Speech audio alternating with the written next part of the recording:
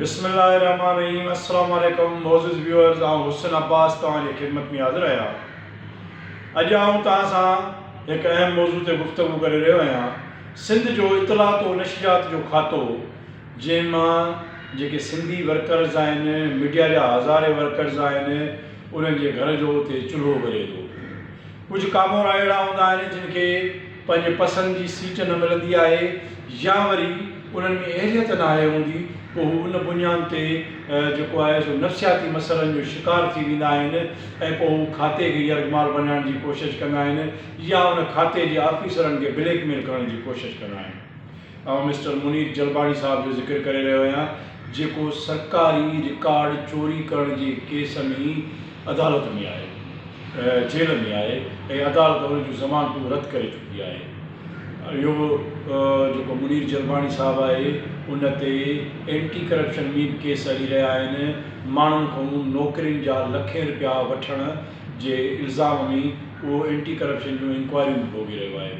Mister Munir Ahmad जलबाणी साहिबु गुज़िरियल 30 सालनि खां इतलात व नशरियात खाते जे ऑफिसरनि खे, एडवर्टाइज़मेंट जे ऑफिसरनि खे मुसलसल हिरासा करणु, ब्लैकमेल करणु, पंहिंजी मर्ज़ी जूं जा जेका कम वठणु, उन सिलसिले में हिन वक़्तु इतलात व नशरियात खाते खे यरगमाल करण जी वॾी कोशिश में मसरूफ़ रहिया आहिनि।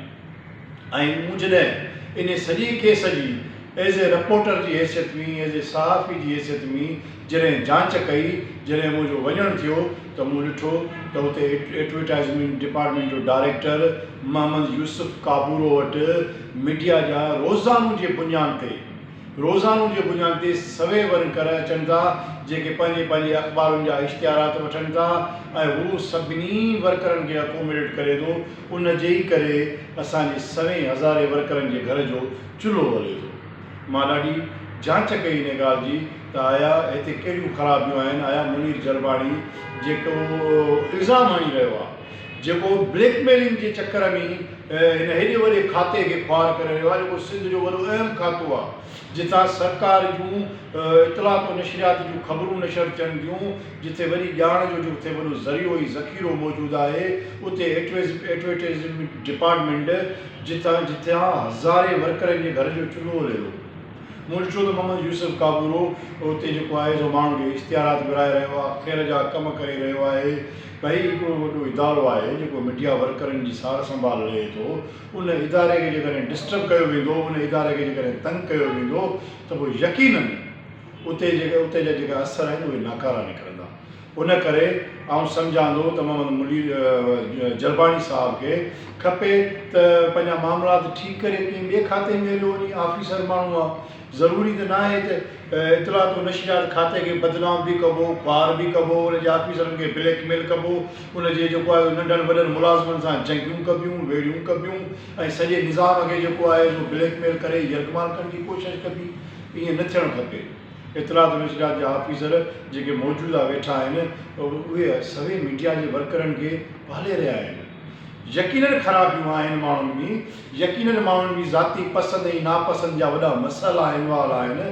पर जेकॾहिं असां इज्तिमाही तौर ते ॾिसंदासीं त भई इन जो फ़ाइदो कहिड़ो आहे, इन खाते मां असांजे वर्करनि खे कहिड़ो लाभ मिली रहियो आहे, त उहो ज़बरदस्त कमु थी रहियो आहे। आउं सम्झां थो त मोहम्मद यूसुफ काबूरो साहिबु या इतलात व नशरियात जो जेको खातो आहे, उनखे ब्लैकमेल करण जे बजाए जेको आहे सो माण्हू खे खपे त पंहिंजा मामला ठीकु करे, दुरुस्त करे ऐं जेको आहे सो उनखे सरेंडर करणु खपे, बजाए जो मामला ख़राबु करण जी।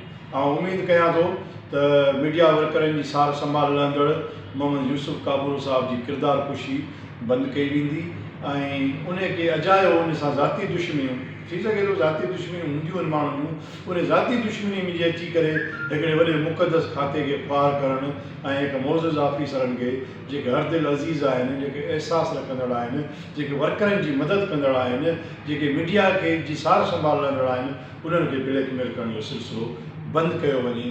त आउं सम्झां थो इहो असांजे सभिनी जे मुफ़ाद में हूंदो। वरी महिरबानी।